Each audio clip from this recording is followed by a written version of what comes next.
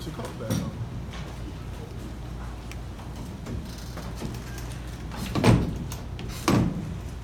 Coach will make an opening statement and we'll take questions. Man, unbelievable game, young team.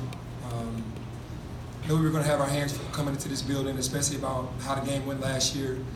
And to bring a young team, 2 starters down into an environment like this, didn't know how they were going to respond. We started off slow and kind of fought back into the game and took the lead at half and kind of calmed the guys down and basically stuck with our game plan on Lamonte and Jordan, and it worked, man. I mean, those are 2 terrific players, 2 senior guards.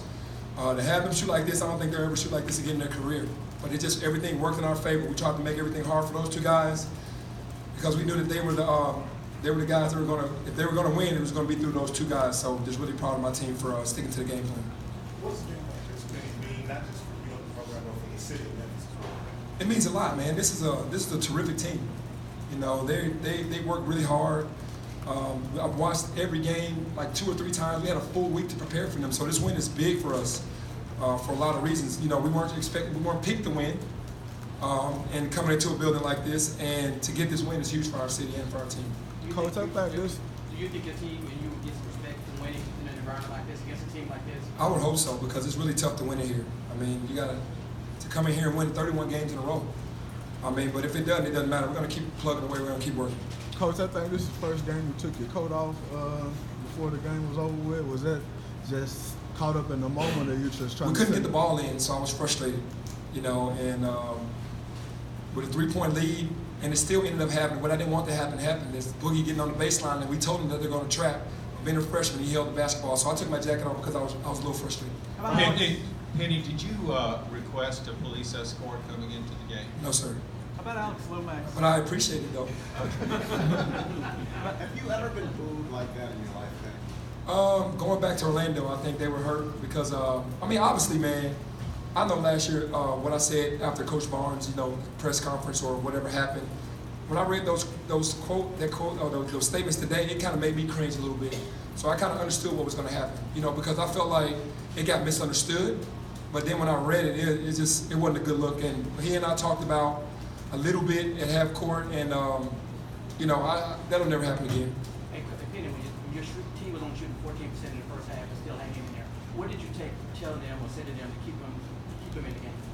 Well, we knew they were going to slow the ball down. We knew that they weren't going to do anything fast. We felt like that if we just kept putting pressure on their guards and making them take tough shots, that we could get back into the game. And if we were just doing too much one-on-one, we needed to move the ball from side to side. They did a great job in their game plan, playing up the line, overplaying the passing lanes. The show, I mean, what can you say about John Fulkerson, man? That dude might be the hardest working kid in America, seriously. He did so good on pick and rolls all night, we could never make him fold. So, I mean, we just kept saying move the ball from side to side. How big were those last 5 minutes of the first half or so for you after they had a couple starters in foul trouble? Huge, because we went to our defense, double fist is what it's called, and we went to that trap, and we trapped them everywhere, and they really didn't take advantage of it. They had the freshmen on the floor, even though Pember, I remember him from high school playing, you know, coaching against him. I knew he could shoot it, but I felt like the pressure of the game and the pressure that we were putting with that group with Bowden and Ebons on the sideline, I felt like that we could put pressure on them, and they helped us in the last 5 minutes of that quarter. And their offensive execution down the stretch was like 4 straight possessions, pretty impressive for the young guys. Yeah, well, we work on that, man. I mean, we really drill on the offensive end, even though we're trying to be defensive minded, but we do know at the end of the day you got to execute, especially on the road. And for a young team to be able to do that, you got to still knock the shots down, but we executed really well. Do you feel vindicated? It's not even about being vindicated. It's just about coming into an environment down 2 starters and winning a tough game. We knew it was going to be tough. And it's not even about being vindicated. It's about keeping the streak going, keeping these guys' confidence high, and just keep working.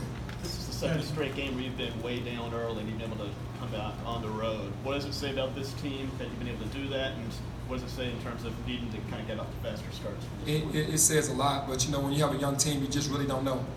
We were well prepared, but you never can account for the nervous energy. And last week at UAB, I think they took those guys lightly, and they jumped on us. And this week, I think it was just too much. They were too hyper to get into the game because they knew what kind of game it was going to be. But that's what you're going to get with young teams. What did you tell you? Offensively, you said it's one of your best team wins defensively all the way around? Yeah, I mean, they shot 15 for 60 from 2 and 4 for 26.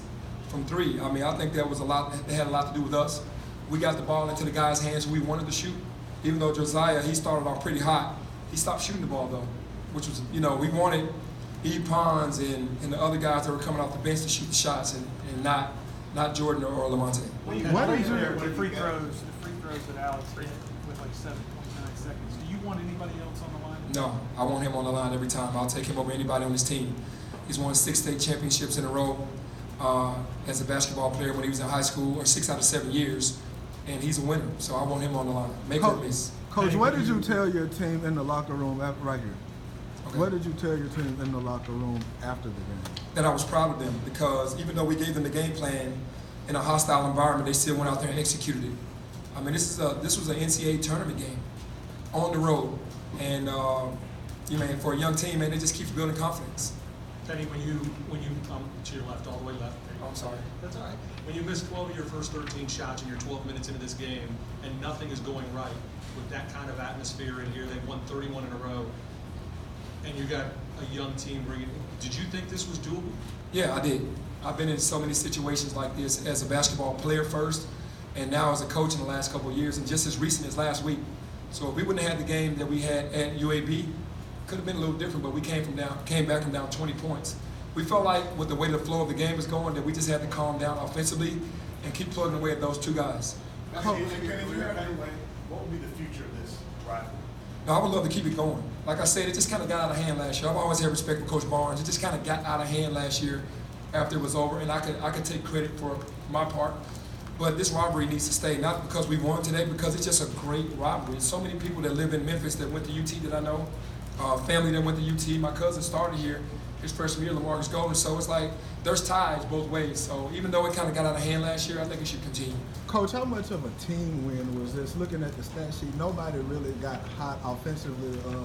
So I think nobody scored more than 11 points. So how much like of a team? I think this was a building win for us, meaning like everybody in that building, from the trainer to the GAs to the managers, everybody that had any part to do with these kids just getting prepared and ready to go to play this game. It takes everybody, man. And honestly, as a team, you can only keep preaching, man. We're down, but we're not out, and we just keep fighting, man. So how big of a part did Lester play in this? I'm sorry? Most satisfying win of your college coaching I think it's the best win of my college career. I mean, anytime you can, a 31-game win streak, it's a lot of 31 teams came here before us. I think that's big. Lester, how big? How would you describe you guys' defensive strategy against Bowden and Turner